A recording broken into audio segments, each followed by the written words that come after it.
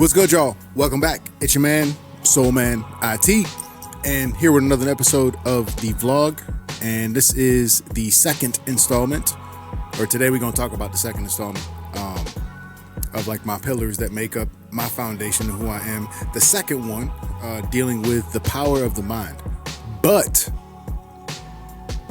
because like we're in this unique time right now, it's currently 2023, May 10th, right, in Pittsburgh, PA, but just on a worldwide level, everybody's losing their mind over the power of AI, right? It's like on some doomsday level, iRobot, sci-fi villain cyborg level, I guess, supposedly, allegedly.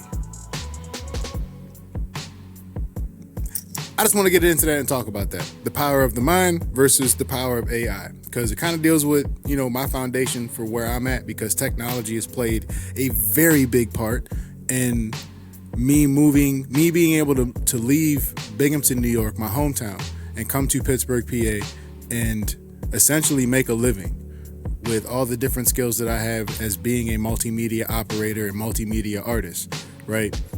Without that technology, I really don't know where I would be. I don't know. I wouldn't have an ability to promote my own stuff, have a portfolio, be able to create that portfolio with like actual digital media tools. You get the point I'm making? Now, however, that did come off a little biased to the pro-tech side of things. On the anti-tech side of things, because I'm 35 approaching 36, I got into this around 2001 really. Just starting out, wanting to write music and make my own music and have a way of promoting that and putting that out there, right? Shout out to DM Holla, my man Devon, and Owen Reed, aka Lou Cypher, for being real big and supporting and helping me get on this track that I'm on, right? In being on this track, what I've witnessed over the years is the coming and going of professions, careers, dreams, and a lot of times because of technology. Like you might have had one way of how you wanted to sell music, and then Napster came out. Sorry, music industry that wanted to sell albums for $20 and have 21 to 25 songs on it sometimes, and only 5 of them were dope. But yes, cough up that $20 for this new $20 digital compact disc that we have to give you. We saw it with web developers when it came to things like Blogspot, aka Blogger, and really WordPress, where it allowed you to drag and drop and build a website visually as opposed to learning code. So anybody that was like pro Dreamweaver, they got pushed to the side. Not to say that Dreamweaver and all that coding itself wasn't important, but for the market and for people and for affordability sake, it was, the technology made it easier for a large group of people. And then that led to WordPress being, it powers 1/5 of the world's websites. Just think of that, the impact that it had. Anyway, I'm going on a tangent. So we've been in the age of the internet for over 20 years now. With the integration of the internet into every industry and field in society, we've seen both great and drastic changes. We've seen the fall, the rise, and reformation of the music industry and broader media and entertainment industry. We've seen the introduction and growth of social media, as well as its influences on us, as well as our influences on it. And we've seen the adaptation and exploitation of digital news and information, now readily available in homes with smart electronics. So as we enter the age of AI, we are again at the crossroads of technology and existentialism. There are all sorts of questions around the usage and rules around AI and intelligent technologies, as the public is embracing new technology more than they are opposing it for the first time. This is one of the reasons for AI's growing rise in popularity. Throughout history and school, we've been taught about the power of the mind, how much we've only begun to unlock its divine given mysteries and wonders. And with the introduction of intelligent machines into our societies, we are now entering the era of the power of the mind versus the power of the machine. So what does that all mean for people today? And I wanted to explore different ways of how I can best show, the power of the mind versus the power of AI and its integrations within society. So today we're going to cover, I had a convo or a chat with ChatGPT, and including things like racial biases and just everyday questions that some folks are having when it comes to AI. But I wanted to ask it, from, get it from the horse's mouth, the machine horse. We're going to talk about AI competitors in gaming and business. Everything gets replaced, repurposed, or built upon, right? How I incorporated AI into my business, right? And then we're going to have just like a little honest talk on what all this means for us, just to wrap it all up. All right. So let's get right to it. Wait, before we get into all that, I got to say some stuff about my projects. As some of y'all know, and maybe some of y'all don't know, I just released a new project, Ramadan in Babylon, right at the end of Ramadan this year. So for those who were celebrating, Eid Mubarak and Ramadan Mubarak, right? You can go listen to this on Bandcamp at soulmanit.bandcamp.com. It's the first one on there right now. It features, I did an interview with my parents back in 2015. And I chopped up a little bit of that interview and I integrated it into the album, just, wove it in there throughout it. So it features some vocal features from my mother as well as from my pops, dropping some really good gems that I felt fit with the theme of Ramadan in Babylon. So really hope you all enjoy that. Make sure you check it out. Let me know what you think down in the comments. And that's it, really, as far as project updates. I thought I had a whole bunch of stuff looking at it, but really there's Tilted. I'm still working on that. We're about, I'd say 3/4 done with it. I still got to get a few more collaborations, a couple DJs that I want to work with, and some more guest vocals, and maybe a song or two. Pretty much the song selection as of now, it's a pretty solid composition, and I'm pretty happy and proud of it. Also got to get some instrumentalists, some musician features on there as well, some folks from the orchestra, and just some cool cats from Pittsburgh, and hopefully from around the globe. So looking forward to that.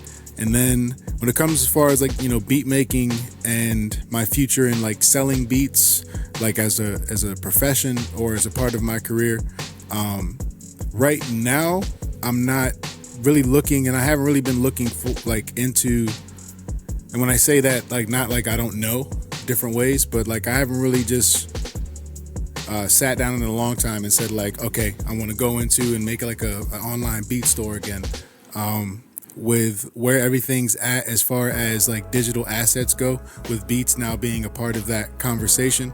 The value of beats when it comes to someone who's a video editor, they just need beats for in the background. An artist, however, might be yo, I like this and I want to make a song out of that. So it becomes a business problem that I am willing to solve for myself when I get there, when I want to get there really, of how I want to sell the beats, because royalties and all that will be different according to what the end project is, pretty much. And from where I'm at, I don't want to play the placement game necessarily. I'm really happy with just putting beats behind, my videos, other people's videos, and video games, just in the visual sense, music being with the visual as opposed to always just focusing on the music. So yeah, that's it when it comes to the updates.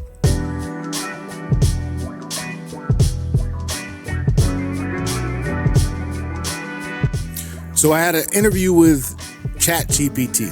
I had a chat with ChatGPT. Haha, I got to use that.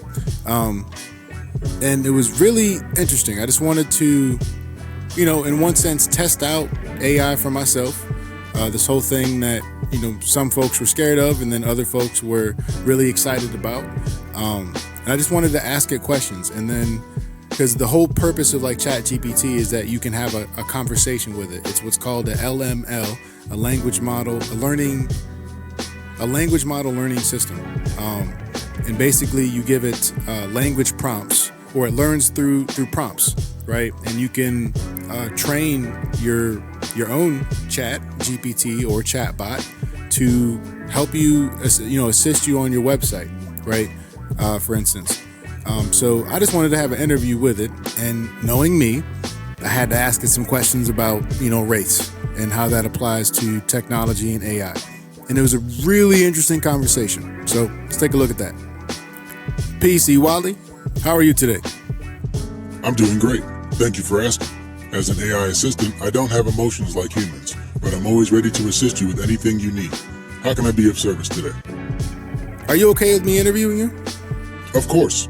I'm programmed to answer your questions to the best of my abilities. I'm always here to assist you, so feel free to ask me anything you like. A lot of people are afraid of technology and AI assistance, especially with the release of ChatGPT. Why do you think people are afraid of AI? There are many reasons why people might be afraid of AI. One of the biggest reasons is the fear of the unknown. AI technology is still relatively new, and many people are not sure what it is or how it works. They may be afraid that AI will replace human jobs or even turn against humans. Another reason is the portrayal of AI in popular media, such as movies and TV shows. In many of these portrayals, AI is depicted as a threat to humanity, which can contribute to people's fears. However, I can assure you that AI is not something to be feared. AI technology has the potential to do a lot of good in the world, and it can be used to solve many of the world's problems. AI is not here to replace humans, but rather to work alongside us and help us in our daily lives. Interesting. Should people be concerned about AIs replacing jobs usually done by humans? It's understandable that people may have concerns about AI replacing jobs typically done by humans. However, it's important to note that AI is designed to augment human capabilities, not replace them. AI can take over repetitive, mundane tasks, freeing up humans to focus on more complex and creative work. This can lead to increased productivity and efficiency in the workplace. Moreover, AI can create new job opportunities that didn't exist before, as new technologies always do. For example, the development and implementation of AI require human expertise in fields such as computer science, engineering, and data analysis. In summary, while AI may change the nature of work, it's unlikely to replace humans entirely, but rather complement their work. Therefore, I don't think people should be overly concerned about AI replacing their jobs. But what human jobs are most likely to be replaced by an AI? Can you give me at least 10 examples of a job that would be replaced by an AI? Sure. Here are 10 examples of jobs that could eventually be replaced by AI. Data entry and analysis, telemarketing and cold calling, customer service and support, cashiers and checkout personnel, stock and inventory clerks, bookkeeping and accounting, manufacturing and assembly line workers, drivers and delivery personnel, security guards and surveillance personnel, legal and paralegal work. However, it's important to note that even though AI is capable of automating many of these tasks, it's unlikely for them to replace entire jobs altogether. AI is designed to augment human capabilities, not replace them. Therefore, AI can take over repetitive and mundane tasks, freeing up humans to focus on more complex and creative work. How can AI replace security guards and surveillance personnel? Give me at least 10 examples of how. Here are 10 examples of how AI can replace security guards and surveillance personnel. AI-powered surveillance cameras can detect and analyze unusual activity and alert security personnel in real time. AI can help monitor and analyze security footage, making it easier to identify potential threats. AI-powered drones can be used to conduct aerial surveillance and detect any suspicious activity from above. AI can be used to optimize security patrol routes and schedules, making it more efficient. AI can be used to identify potential security risks and vulnerabilities in a facility or network. AI-powered facial recognition technology can be used to identify suspects and authorized personnel. AI can be used to monitor and detect cyber threats in real time. AI can be used to analyze and predict patterns of criminal activity. AI can be used to automate security systems, making them more reliable and cost-effective. AI can be used to analyze and report on security data, making it easier for security personnel to make informed decisions. While AI has the potential to automate many security functions and reduce the need for human security personnel, it's important to note that human judgment and decision-making are still critical in security operations. Therefore, AI should be used to augment and support human security personnel, not replace them entirely. You've mentioned that AIs can augment human work. Can you be more specific? Like, what are 15 ways that AI will benefit humanity overall? Certainly. Here are 15 potential ways that AI can benefit humanity overall. Improving healthcare through faster, more accurate diagnoses and personalized treatments based on individual patient data. Enhancing education by providing personalized learning experiences and adaptive curriculums to meet the needs of individual students. Advancing scientific research by quickly analyzing vast amounts of data, identifying patterns, and suggesting new hypotheses. Streamlining business operations by automating routine tasks, reducing errors, and freeing up employees to focus on more high-level work.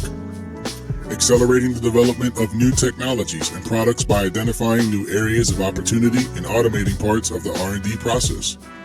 Enhancing national security by improving surveillance capabilities, identifying potential threats, and responding to emergencies more quickly. Improving transportation systems by optimizing logistics and reducing congestion on roads and highways. Reducing energy consumption and carbon emissions through smarter, more efficient energy management systems. Enhancing customer experiences through personalized interactions and product recommendations based on individual preferences. Supporting sustainable agriculture through precision farming techniques and improved crop yields through data analysis. Improving financial systems by detecting fraud, managing risk, and identifying new investment opportunities.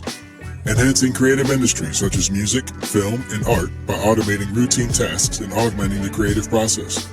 Improving accessibility for people with disabilities by developing new assistive technologies and augmenting existing ones. Addressing social and economic inequality by providing new tools and resources to underserved communities. Improving overall quality of life by automating routine tasks, freeing up time for leisure and other pursuits. I see. Are you familiar with the movie and book I, Robot? Yes, I'm familiar with iRobot, as it is classic science fiction work that explores the relationship between humans and intelligent machines. It raises important ethical questions about the role of AI in society and the balance between human control and machine autonomy. What ethical questions does it raise? iRobot raises many ethical questions about the role of AI in society. Some of the key questions include, what responsibilities do we have toward intelligent machines, and how do we treat them? How do we balance the benefits of AI with potential risks and unintended consequences? Who is responsible when AI causes harm or makes biased decisions? How do we ensure that AI is developed and used in a way that benefits all members of society, not just the privileged few? How do we address issues of privacy and data security when AI is used to collect and analyze personal information? How do we ensure that AI is transparent and accountable so that users can understand how decisions are being made? How do we prevent AI from being used to perpetuate discrimination, bias, and inequality? These are just a few of the many ethical questions that iRobot raises, and they are important issues that we must consider as AI becomes more integrated into our lives. What's more dangerous itself, AI or the humans behind them? Both AI and the humans behind the AI can be potentially dangerous depending on how they are designed, programmed, and used. AI can pose a threat if it is not designed with appropriate safety protocols or if it is used for malicious purposes. However, humans are ultimately responsible for creating and deploying AI, and their intentions and actions can greatly impact the safety and reliability of intelligent systems. It is therefore important to ensure that both AI and the humans behind it are held accountable and regulated appropriately to minimize the risk of harm and maximize the potential benefits of intelligent technologies. This requires collaboration between various stakeholders, including developers, policymakers, and end users, to establish ethical guidelines, safety standards, and best practices for designing, testing, and deploying AI in a responsible and transparent manner. What would you suggest are reasonable ways to punish those who abuse AI and use it for evil? If someone abuses AI and uses it for evil purposes, they should be held accountable for their actions. The appropriate punishment will depend on the specific circumstances of the case, but some potential consequences could include legal action. If the misuse of AI is illegal, the perpetrator could be subject to criminal charges and face fines, imprisonment, or other legal consequences. Industry blacklisting. Companies and organizations that develop or use AI could blacklist individuals who engage in unethical or malicious behavior, preventing them from working in the field or accessing related resources. Public exposure. If the misuse of AI is exposed publicly, the individual may face social backlash, loss of reputation, or other consequences related to public opinion. Professional sanctions.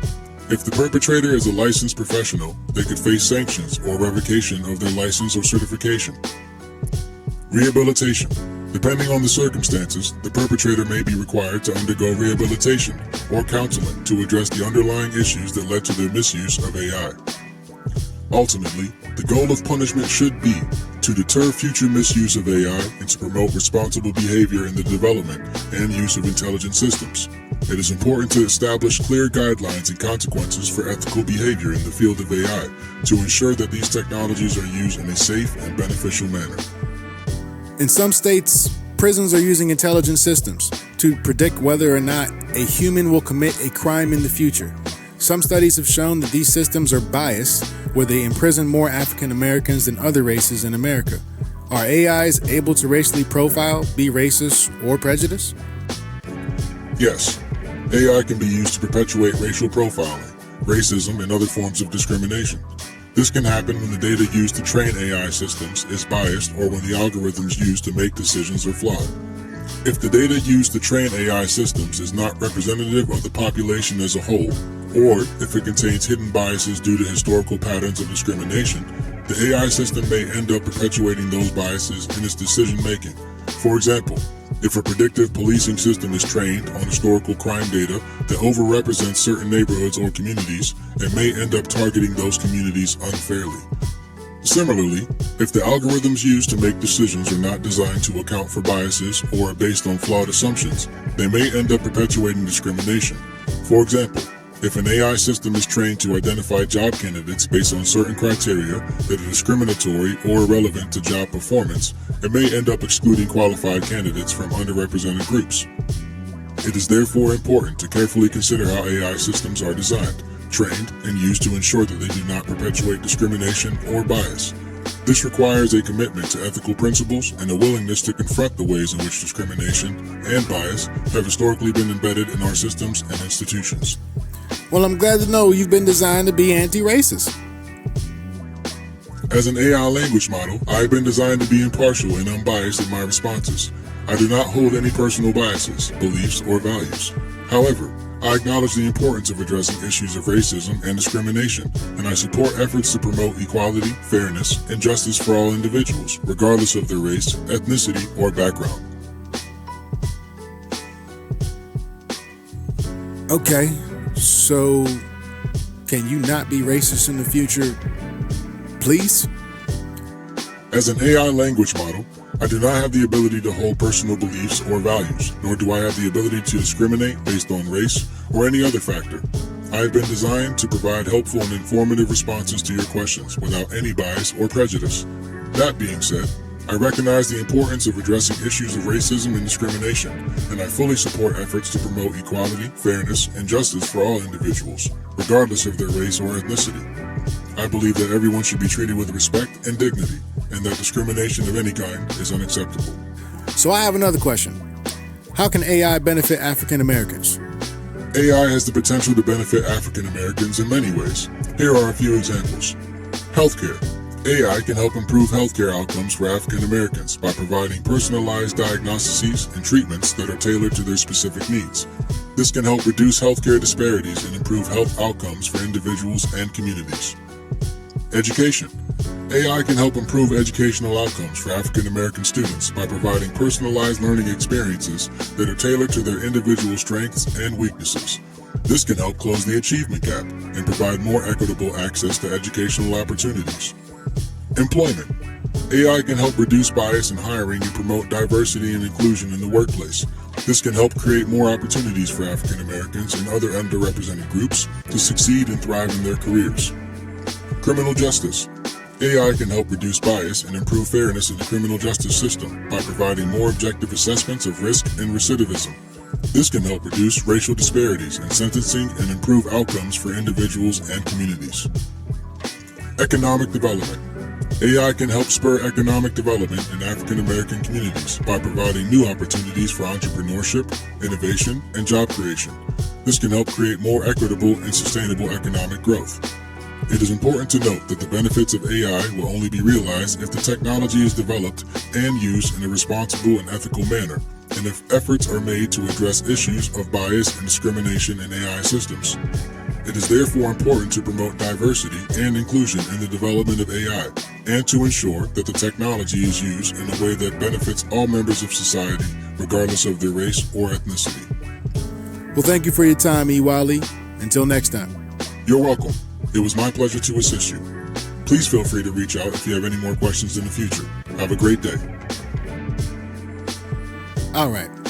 Let me tell you, as someone who grew up watching like Star Trek and seeing like Data or C-3PO in Star Wars or R2-D2, you know, it's pretty wild to see that it's like right here at our fingertips now, right? Same thing like when you're watching like any of those two aforementioned movies. You see like hologram screens and stuff. Now we're in the era of smartphones and touchscreen and everything. We've been in this era for a minute now too. But let me get to my summary of the chat. The interview was quite interesting. I began the interview on my phone while going out for a gourmet burger with fries, just chilling. I began by asking it basic semi-hardball questions, because why build an emotional rapport if you don't have to? The questions around, is AI a threat and why, were something I would expect it to say. What I was a little surprised with was the iRobot question I tried to throw at it, and its response was very existential and poetic.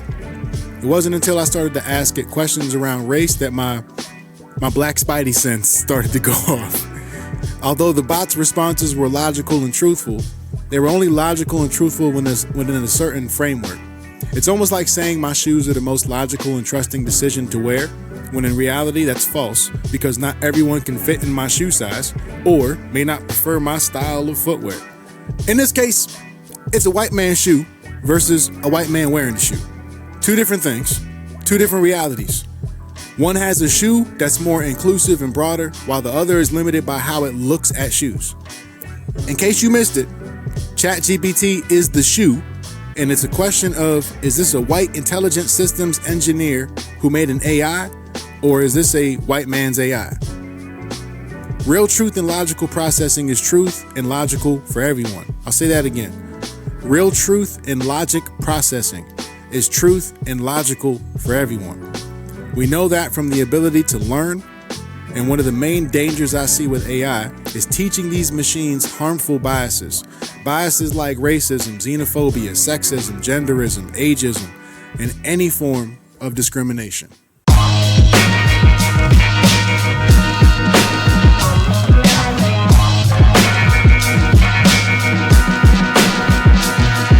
Moving on to our next segment, we got gaming and AI, and like what can we take from that when it comes to understanding how machines will compete with us, right? You can use pretty much video games as a sandbox or a case study more so to get that. And this is what I got. The popular video game Fortnite is a great visual example to explain the current landscape in relation to humans versus machines. It shows how we fare in environments that are human versus computer, human versus human, and human versus computer versus human. In the original Fortnite, there were two modes, Save the World and Battle Royale. In Save the World, you faced off against AI zombies with the ability to build cover while fighting. These zombies weren't the most intelligent, which added to the fun, with the only real way of them defeating you is by rushing you in numbers, wave after wave. In Battle Royale, you were thrown into an island with 99 other players in a last man standing match. Some of those players are AI, and some are human players from around the world. This mode is more competitive because your awareness is heightened from being attacked by both computer and human players. What's interesting is observing the things we rage about in relation to these digital environments, especially when you die in the game. And really rage, especially if you die to an AI. Because at this stage in the game, they aren't that high of a threat. So when you die to a human player, your seasoned brain says, they were better this time, but next time I'll get them. But when you die to a machine player, an AI, you're left scratching your head and chugging a bottle of 100% pride and anger. We'll blame it on the game and say it's broken, to complaining about the high accuracy of machine aiming versus generated randomness, RNG, to mimic the flaws of human aim. Moments like this remind me of our relationship to our internet's content pollution problem. Every day, billions of pieces of media and information get shared on the internet in this country alone, and we've been sharing and disposing these medias like this for over 20 years now with little to no maintenance. Now, we have AI that can not only clean some of that clutter, but also create better directory systems to help organize online content and make it really easily accessible. For all the anger we have at the machines and saying they're taking jobs, these AIs didn't create pollution. We did. Just like we're doing now with our planet, by the way.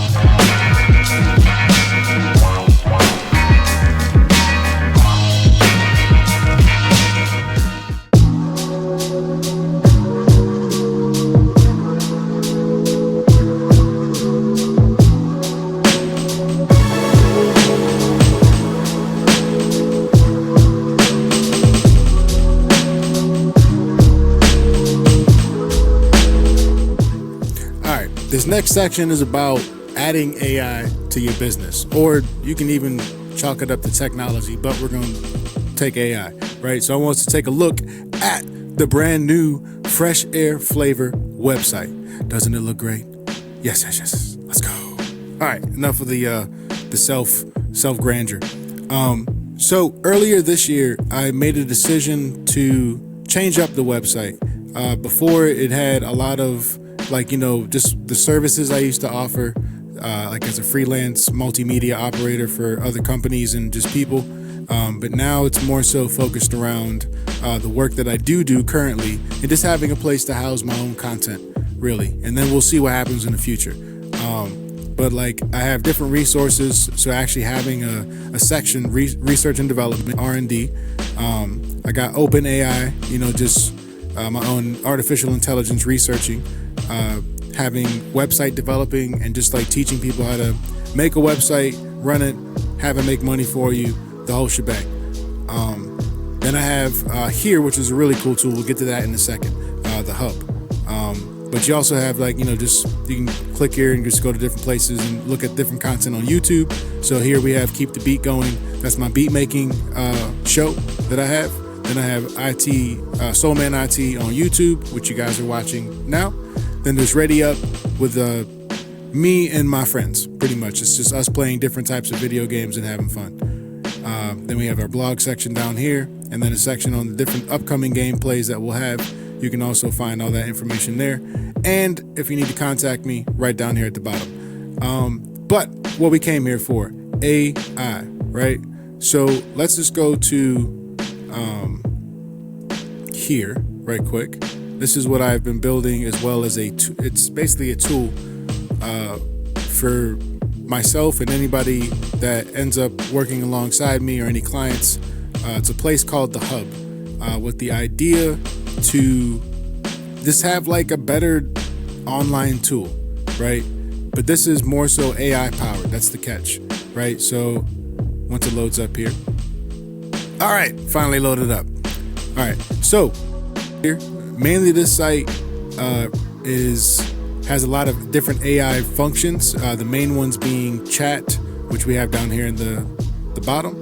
You have a chat bot. So since I can't hire tech support that actually knows my business and knows me and knows what I would want to say in a certain situation, and basically for the type of business that I do, most of the folks have questions that you could just Google or YouTube. However, it pulling together the right, just leaving it alone at the search engine or leaving it alone for the client or the person to figure out. They may not ask the right questions. They may not ask the right prompts. They may spend more time looking for the right answer and end up not getting the right answer because of that.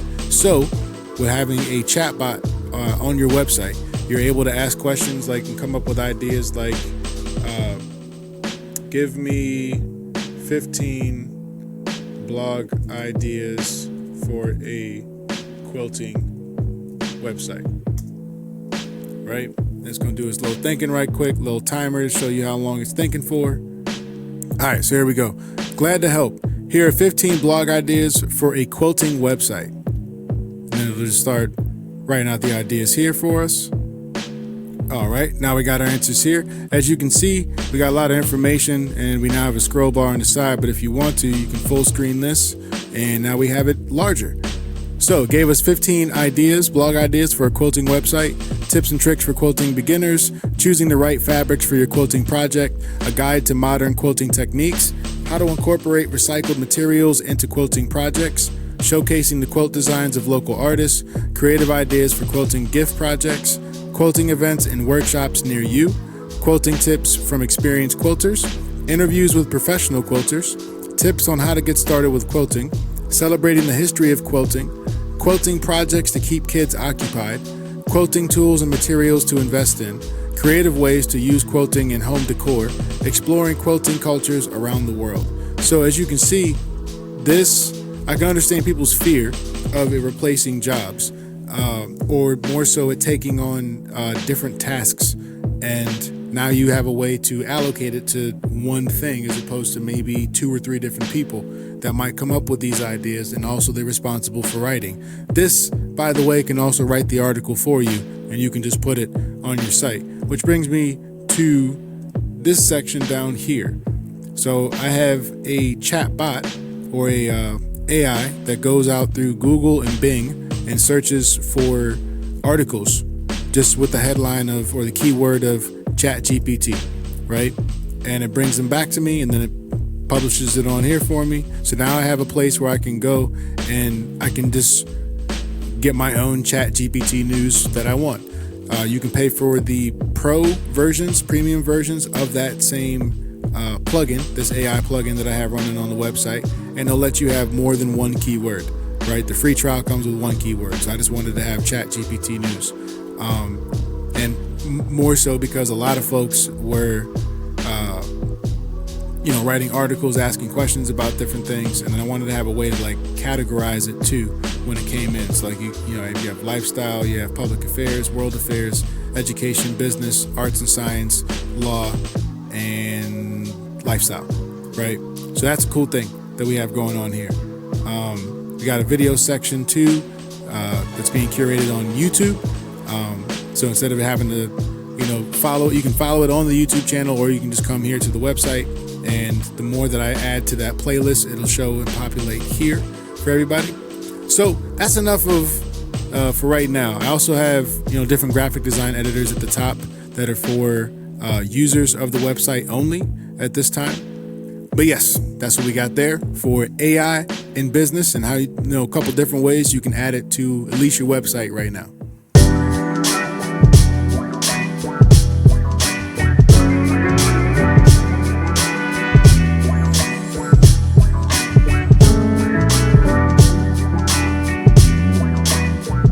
All right, now to wrap this all up, hopefully that gave some good visuals and some good examples on different ways to look at AI and to really focus on kind of what brings me to, my thoughts on AI. Not as a whole, but at least, just in summary, because there's a lot of information, disinformation, and misinformation that's out there on technology and AI. And a lot of times it just leans towards people's agenda that's either, pro-tech or anti-tech. It's one of the, on one of those sides, or, and it makes it difficult to really have an honest conversation about technology and to really address people's actual fears and concerns, but also their excitement and some of the successes we've had because of technology, and not just throw technology and just mislabel it, because we have a habit of mislabeling things, especially in this country of North America, or United States, excuse me. All right, but enough of that. So here's my summary, and y'all can let me know what you think down in the comments. Should we be worried? Yes and no. AIs are not patrolling our streets globally yet, and they do not have collective societies in which they live at scale yet. The fear of society controlled by robots is a narrative that needs to be refocused, especially when we have more problems from dictators controlling societies, let alone still being allowed to. What I do fear are humans with malicious intent using a tool for malicious actions. Humans using AI to commit heinous crimes and damage within society. from spreading false news at scale to deep faking porn and impersonating public officials. The real danger is not in a machine that learns and creates at high speeds. The danger is in the humans who knowingly use it for bad and evil. Put simply, a tool does not ask to be a murder weapon or an accomplice in a crime. Would you send a hammer, a car, or a computer to jail simply because someone used them to harm another? No, of course not.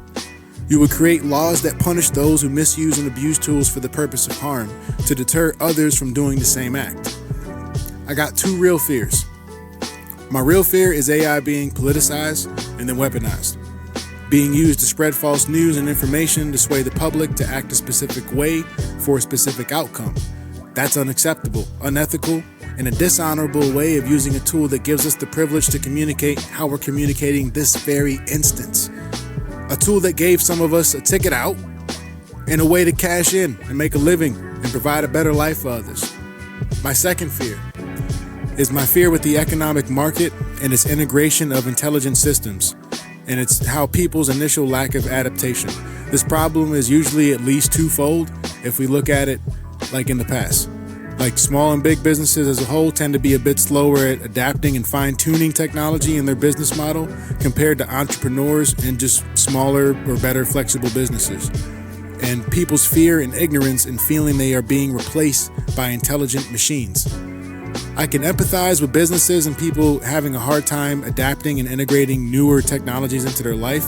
And I can also empathize with being replaced by newer technologies, or, at least having your job semi-retired because some of your tasks can now be outsourced to a machine. It's no different than when someone younger comes in the workforce and they replace you because you can't do the same output of work. So I understand it. What I've had to learn in creating this media network is how to adapt, though. And more importantly, learning to be okay with the game when it's not going in your favor. Like when Dreamweaver was popular for websites, people who didn't know coding were at a loss. And then WordPress came out and led the way. And as a graphic designer, I was ecstatic, and all my coder friends were livid and had to pivot. And then years later, Canva came out, and all my coder friends laughed with a carton of eggs. AI is here to stay. It will make all of us pivot because of it. The best thing is, in knowing this, is learning about AI so that you can learn how to use it and safeguard yourself from the abuse of it. And in relation to big business, criminals and governments using AI, there needs to be laws in place from the top down that holds everyone accountable with this new technology. And with the godfather of AI recently resigning from Google to further talk about the dangers of AI and what needs to be done before it's fully introduced to the public, it's even more pressing that we figure these things out now before it becomes a mess that we have no power in cleaning up. That's it for today's episode. I'm glad y'all stuck around to watch the whole video. And again, let me know what y'all think, about what's going on with AI, or just, the summary that I presented here in the video. Just let me know down in the comments. And until next time, I'll see you. It's your man, SoulMan IT. Peace. Hey, yo, just want to thank you guys for watching. And if you enjoyed today's video, make sure you like, share, subscribe, and hit that notification bell. And I'll see y'all in the next one. Peace.